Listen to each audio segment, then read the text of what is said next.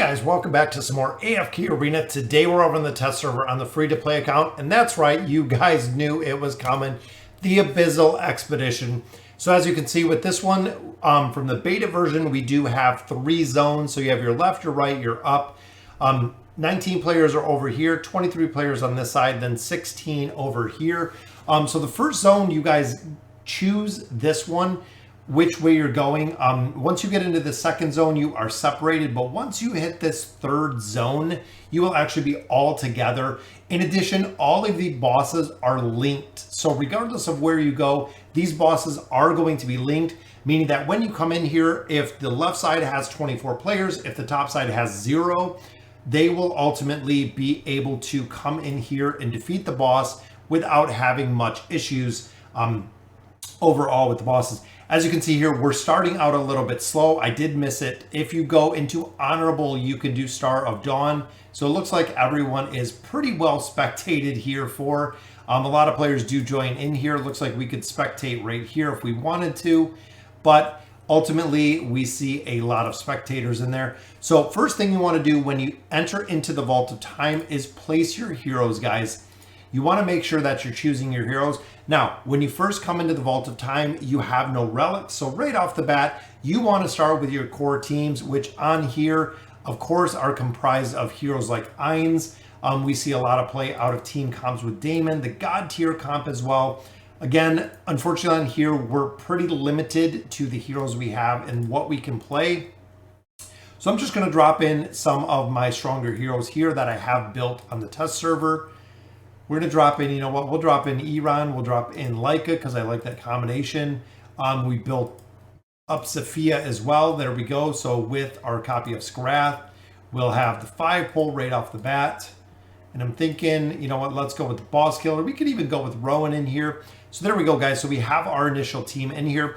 Once we place our initial team, this is what we're going to use to take our camps. So as we get in here, we'll go ahead and we will attack a village. It's going to be trivial, so it's going to be pretty easy to get through here. Make sure you got 2 solid formations. We're going to do the 5 pull with this one. You know what? We'll do Pharrell down here.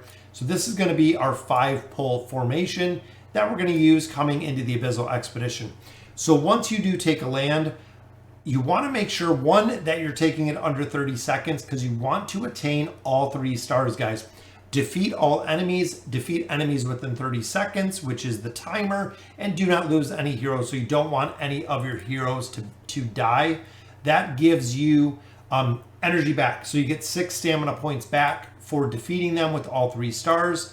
Make sure you always place heroes in the Cultivate. You want to make sure, because this is giving us a 20% bonus for every hero we have in here when we cultivate the heroes within here. So once you go through and you run all of these heroes out of stamina, so if all of these theoretically were at 0s right now, you want to drop them out, and at that time and only at that time, you're going to put in the core heroes that you're running with when it comes to your blessing relics.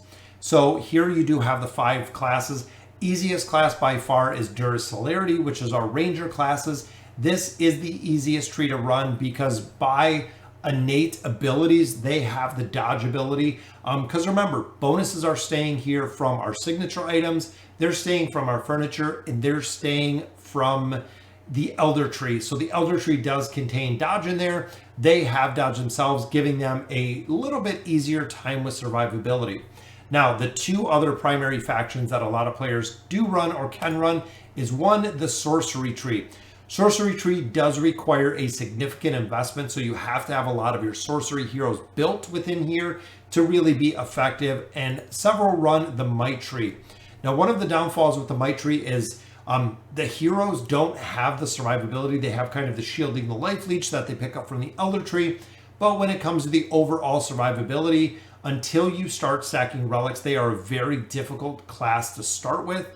Which again, if you have a lot of these heroes maxed out, if you have them built out very well, if you have, again, the Elder Tree built out, if you have the furniture built out, if you have signature items of a lot of these heroes built, you can go one of those 3 specs. What we find with the Fortitude Tree, this is the tanking tree. A lot of times within the battle, you run out of time. So they're not producing, even with higher level relics, they're not producing enough damage to burn down the enemies fast enough, resulting in them either timing out or them dying. And then the support class is actually one of the second ones you want to build, kind of the sub-spec that you want to go through when you're building out your heroes. So when you get in here, you're going to build out celerity, sorcery, depending on heroes, or might, followed by substance. So what you're going to do is pick one tree. So right now we're going to pick a ranger tree. I am going to build the ranger tree out as far as possible, guys. So every single essence that I get is going to build out this ranger tree. Once I get the ranger tree built out and I cannot build it anymore, then I'll look at building some of the other trees, which does come in time with the titles. You do have to build out a couple of the other trees, but ultimately, if I'm maximizing my relics within the celerity tree, it's going to be really easy to drop all my celerity heroes in here. Once they're out of stamina here, I can put all celerity heroes in here. That is going to be super powered by the relics that we have to continue our progression in here. So when you come in looking at a tile itself, boom, it is green, the arrow is down. This is going to be an easy team to defeat based on my level. So we can look for a higher tier. Right here is tier 2 or village 2. Yellow, that is what I should be taking. Then here is a village 3. It is red, meaning the chances of me actually defeating this are very, very slim based on the relics I have. So again, initially looking here, I want to look at taking some of these village 2s because they are yellow. It is going to be challenging for me to take this tier, which I'm hoping with the one relic we have, and then like it in Iran, we should be able to take it down. But as you can see, guys, it's not going to be the case here. So when we do a defeat, enemies recover in 20 minutes. We cannot utilize the same team, which is what I wanted to show you. So we cannot use the same team within here, so we can continue attacking, stop attacking. If we continue, all of the heroes that just died within that battle cannot be used in the same land. So we do have to provide different heroes to try to defeat this team. Couple things to remember, you guys can slow this down, and I absolutely recommend slowing this down, guys.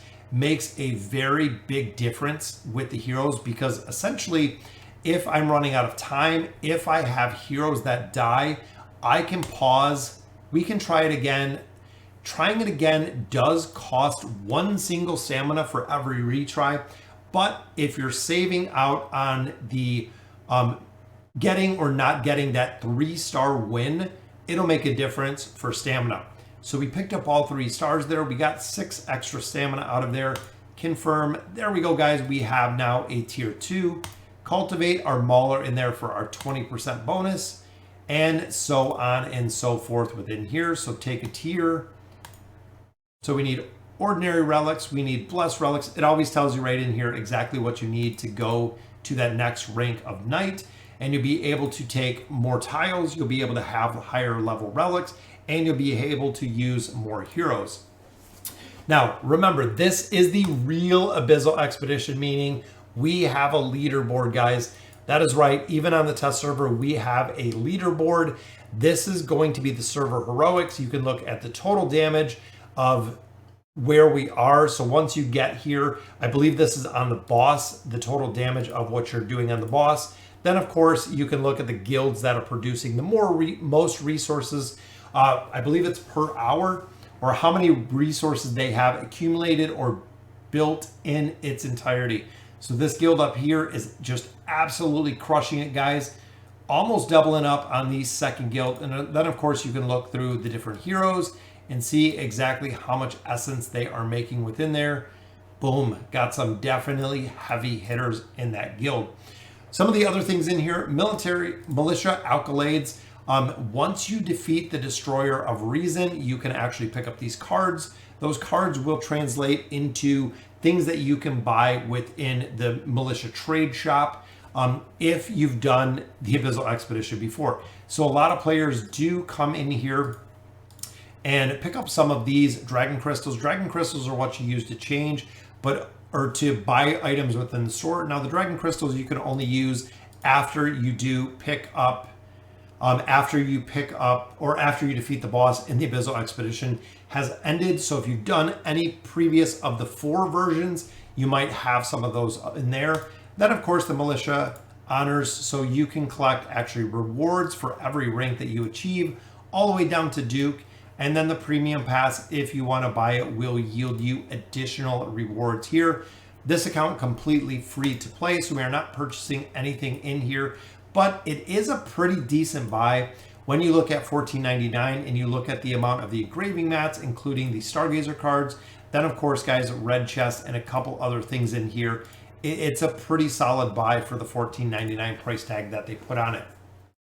So ultimately, guys, make sure you're taking as many lands as you can. Right now we can take 20, so I want to go ahead and take my 20 lands in here, creating more essence every single hour to go ahead and build up that celerity tree. So just a general synopsis of the Vault of Time. If you haven't been in here before, or if this is if you're a veteran, you know exactly what to do. Getting ready for this within the next couple days. It will be up on our servers, up on the global servers and out of the test realm, which would be very cool to see exactly who is going to dominate this Abyssal Expedition, guys. So let me know in the comments what you guys think. And as always, thank you guys for watching.